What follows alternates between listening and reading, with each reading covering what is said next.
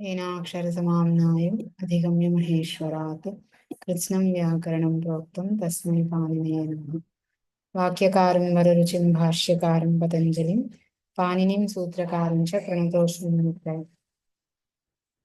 मुनित्रयं नमस्कृत्य तदुक्तीः परिभाव्य च वैयाकरणसिद्धान्तकौमुदीयं विरच्यते।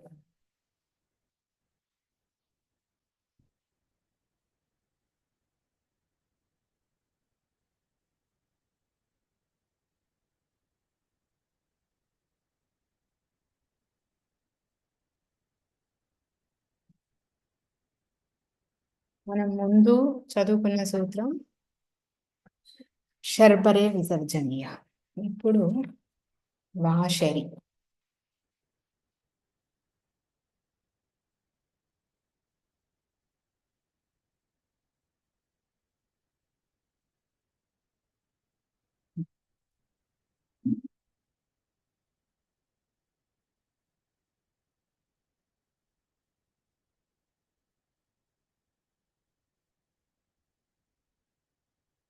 శరి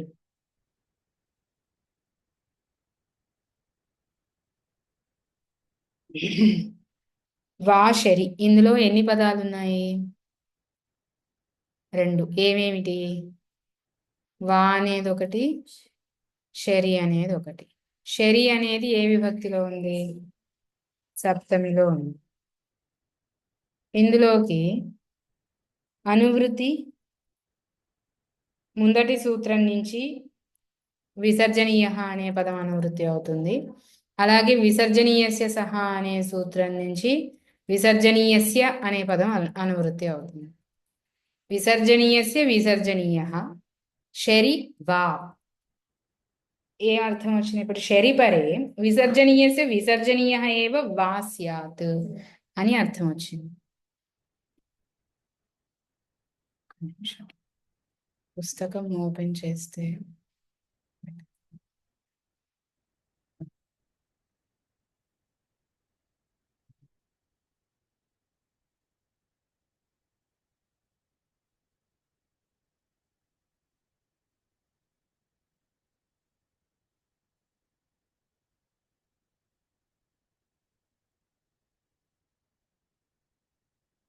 బాలమనోరమ చూస్తున్నాను. అది పుస్తకం షేర్ చేస్తే కనిపిస్తుంది. విసర్గ సమితి ప్రకరణం.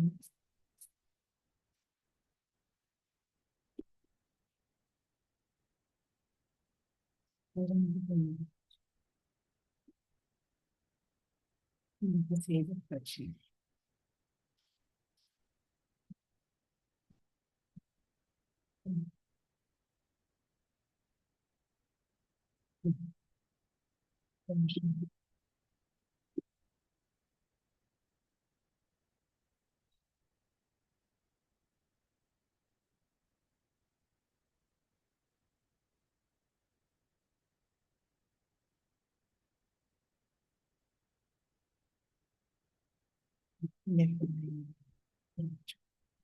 సరే, వాషరి ఇది షేర్ చేయడం అనేది రాలేదు. దీనిలో ఇప్పుడు షర్బరే విసర్జనీయస్య విసర్జనీయ ఏవ వా స్యాత్ అని. అంటే షర్ పరంగా ఉన్నప్పుడు విసర్గకి తర్వాత షర్ ఉంటే షర్ అనేది విసర్గం అనేది వికల్పంగా అవుతుంది. విసర్గం కాని పక్షంలో ఆహా విసర్గ తర్వాత ఒకవేళ షర్ ఉంది అంటే అసలు మామూలుగా ఏం ప్రాప్తిస్తుంది? మామూలుగా విసర్గ తర్వాత షర్ ఉంటే ఏం ప్రాప్తించాలి? సకారం. ఏంటి సూత్రం? ఎందుకంటే ఖర్ ప్రత్యాహారంలో షర్ ప్రత్యాహార వర్ణాలు కూడా ఉన్నాయి. అందుకని ఖర్ పరంగా ఉన్నప్పుడు ఏదైతే చెప్పారో అది షర్ పరంగా ఉన్నప్పుడు కూడా జరుగుతుంది. కాబట్టి విసర్గ తర్వాత షర్ ఉంటే విసర్గ రావాలి, సకారం రావాలి విసర్జనీయస్య సహా అనే సూత్రంతో. ఇప్పుడు ఇక్కడ వాషరి అనే సూత్రం మొదలు పెట్టారు. వికల్పంగా విసర్గకి విసర్గం అవుతుంది అన్నారు. అంటే విసర్గకి విసర్గ కాని పక్షంలో అవుతుంది. ఉత్సర్గంగా ఏది వస్తూ ఉందో అదే అవుతుంది. అర్థమైంది కదా? ఉదాహరణ హరిహి శేతే హరిష్యేతే. హరిహి శేతే అనుంది. విసర్గ తర్వాత షా అనేది షర్వర్ణం. మామూలుగా విసర్జనీయస్య సహాతో సకారాదేశం ప్రాప్తిస్తూ ఉంటే అప్పుడు వాషరి అనే సూత్రం మొదలైంది.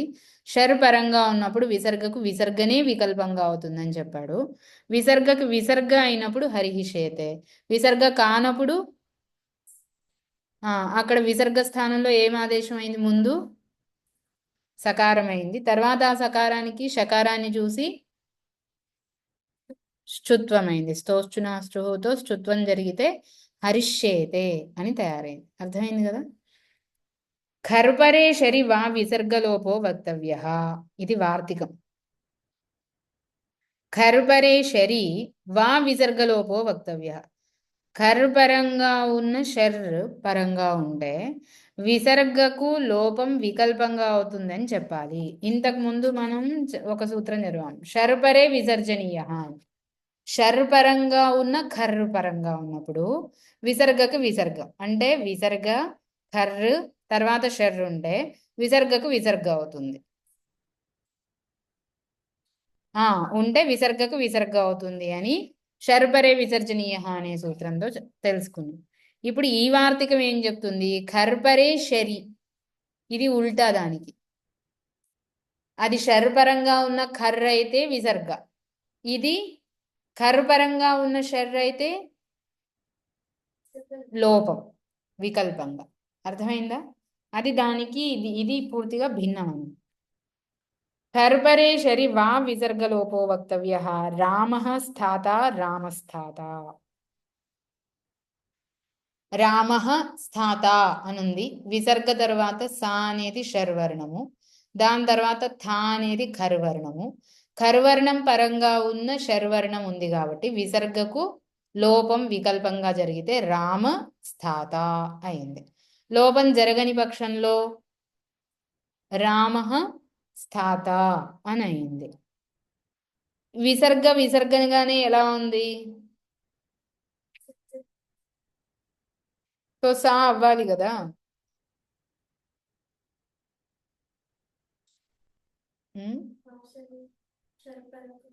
ఉంది కాబట్టి వికల్పంగా విసర్గకి విసర్గ ఉంది. లేదంటే అది కూడా వికల్పం కదా. సకారం కాని పక్షంలో విసర్గ కాని పక్షంలో సకారం అవుతుంది. దేంతో? అందుకని 3 రూపాలు ఉండేందుకు అవకాశం ఉంది. ఇక్కడ 2 ఇచ్చారు. పక్షే విసర్గే సత్వే చ త్రైరూప్యం అని తర్వాత ఇచ్చారు. రామ స్థాత, రామ స్థాత, రామస్థాత 3. అలాగే అంటే విసర్గ స్థానంలో వచ్చిన సకారం ఒకటి ఉంది, ముందు నుంచి ఉన్న సకారం ఉండనే ఉంది. అందుకని 2 సార్లు వినిపిస్తుంది. అర్థమైంది కదా? ఇప్పుడు హరిహి స్ఫురతి అనుంది. విసర్గకి లోపం చేసాం. దేంతో?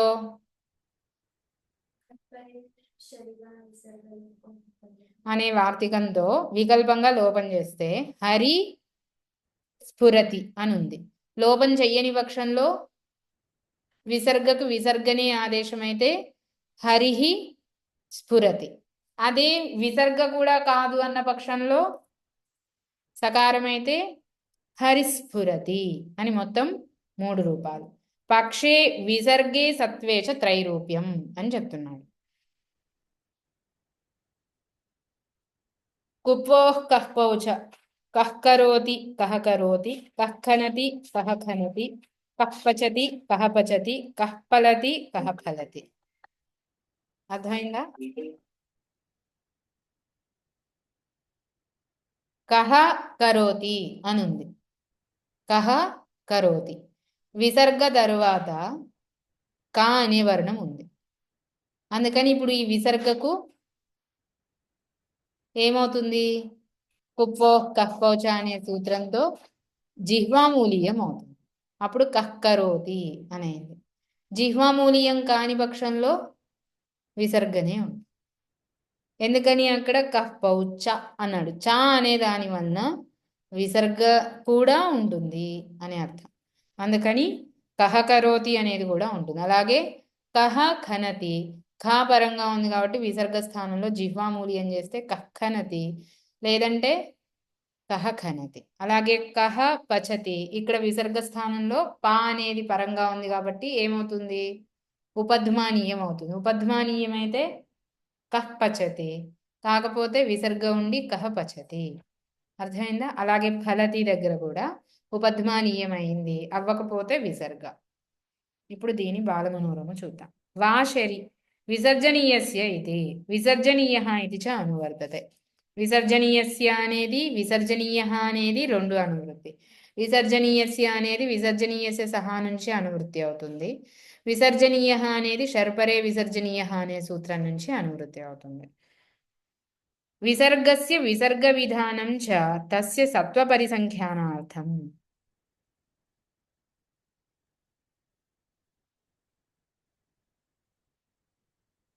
విసర్గస్య విసర్గ విధానం చ తస్య సత్వపరిసంఖ్యానార్థం అని అంటున్నాడు. అంటే విసర్గకు విసర్గ అవుతుంది అనేది చెప్తున్నాడు.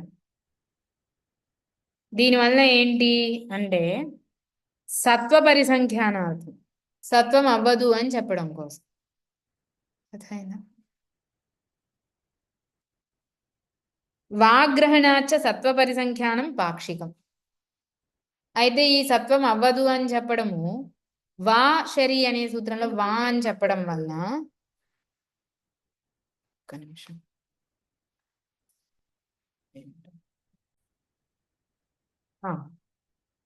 వాగ్రహణాచ సత్వ పరిసంఖ్యానం పాక్షికం.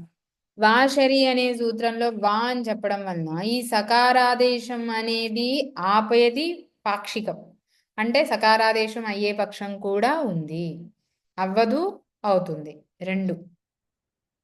తదాహ శరిపరే ఇత్యాదిన, ఇదే విషయాన్ని వృత్తిలో చెప్పాడు. శరిపరే విసర్జనీయస్య విసర్జనీయ ఏవ వాస్యాత్ అని.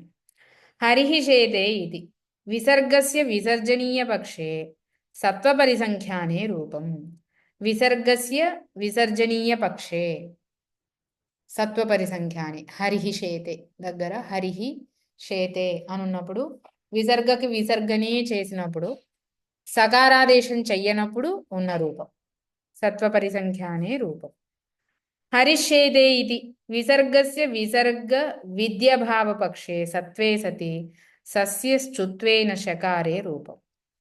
విసర్గకు విసర్గ అవ్వని పక్షంలో దానికి విసర్జనీయస్య సహాతో సకారాదేశం జరిగి స్తోశ్చునాశ్చుహుతోశ్చుత్వం జరిగినప్పుడు షకారం అయితే హరిష్యేతే అనేది జరిగింది. ఖర్పరే ఇది ఖర్ పరహ యస్మాదిది బహువ్రీహి.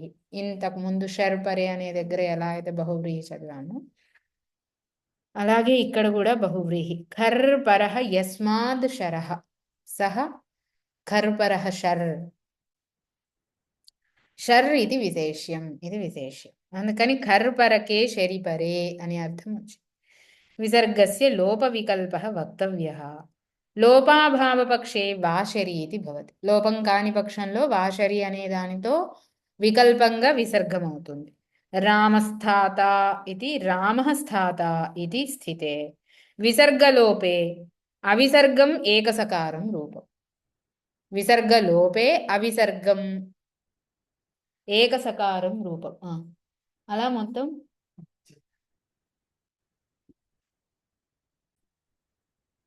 అర్థమైందా? రామః స్థాత ఇది స్థితే విసర్గలోపే అవిసర్గం ఏకసకారం రూపం. అవిసర్గం ఏకసకారం రూపం అంటే విసర్గ లేనిది ఒక సకారం ఉన్నది, ఒకటి విసర్గ ఉన్న రూపం, ఒక విసర్గ లేని రూపం, ఒకటి సకారం ఉన్న రూపం. ఏవం హరిస్ఫురతీత్యత్రాపి పక్షే ఇది విసర్గస్య లోపాభావే వాశరి ఇది విసర్గే సతి సవిసర్గం ఏకసకారం రూపం. అదే చెప్తున్నాను. తదుభయాభావే సత్వే సతి ద్విసకారం రూపం. ఇది రామస్థాత గురించి. ఏకసకారం రూపం అంటే నేను విసర్జనీయస్య సహాతో సకారాదేశం చేసిన రూపం అనుకున్నా, అది గురించి చెప్పట్లేదు, దాని గురించి చెప్పట్లేదు. హరిస్ఫుర రామస్థాత దగ్గర విసర్గలోపం జరిగినప్పుడు అవిసర్గం ఏకసకార రూపం అనే దానికి అర్థం ఏంటి అంటే విసర్గ లేనిది ఒక సకారం మాత్రమే ఉన్నది రూపం. రామస్థాత అని. ఎప్పుడైతే విసర్గ లోపం వికల్పం అన్నాడో అదవ్వని పక్షంలో ఏమవుతుంది? విసర్గకి విసర్గ ఆదేశం అవుతుంది వాసరితో. అప్పుడు విసర్గనే ఉన్న రూపం రామః స్థాత అని. ఈ వాసరి కూడా వికల్పం కాబట్టి విసర్గ కాని పక్షంలో ఏమవుతుంది? విసర్గకి సకారాదేశం అవుతుంది. అప్పుడు రామస్థాత అని ద్విసకార రూపం. అర్థమైందా? తతశ్చ లోపపక్ష సిద్ధా విసర్గ ఏకసకార రూప సంకలనయ త్రీని రూపాణి ఇత్యర్థ. ఇంకా దీనివల్ల ఏమైంది? లోపంలో విసర్గ లేనిది, అలాగే విసర్గ ఉన్నది, ఏకసకారం విసర్గ లేనిది ఒక సకారం ఉన్నది, విసర్గ ఉన్నది ఒక సకారం ఉన్నది, విసర్గ స్థానంలో సకారం వచ్చి సకార ద్వయం ఉన్నది అని మొత్తం 3 రూపాలు. కుప్వోః కః పౌచ హల్సంధి ప్రకరణే వ్యాఖ్యాతమప్యేతత్ ప్రకరణానురోధాత్ పునరుపన్యస్తం. ఇది హల్సంధి ప్రకరణంలో చెప్పేశారు, కానీ ఇక్కడ జ్ఞాపనం చేస్తున్నారు. విసర్గ స్థానంలో చెప్పే ఆదేశాలకు సంబంధించిన ప్రకరణం కాబట్టి విసర్గకి జిహ్వామూలీయం ఉపధ్మానీయం అవుతున్నాయి కాబట్టి ఇది విశేషంగా ఇక్కడ మళ్ళీ స్మరణ ఒకసారి గుర్తు చేస్తున్నారు. కః కరోతి ఇది జిహ్వామూలీయ పక్షే, కహ కరోతి ఇది విసర్గ పక్షే ఏవం అగ్రేపి. కః కరోతి దగ్గరేమో విసర్గకు జిహ్వామూలీయం అయితే కః కరోతి, విసర్గనే ఉంటే కహ కరోతి. ఇలా ఈ సూత్రం ఇక్కడితో పూర్తయింది. తర్వాత సోపదాలు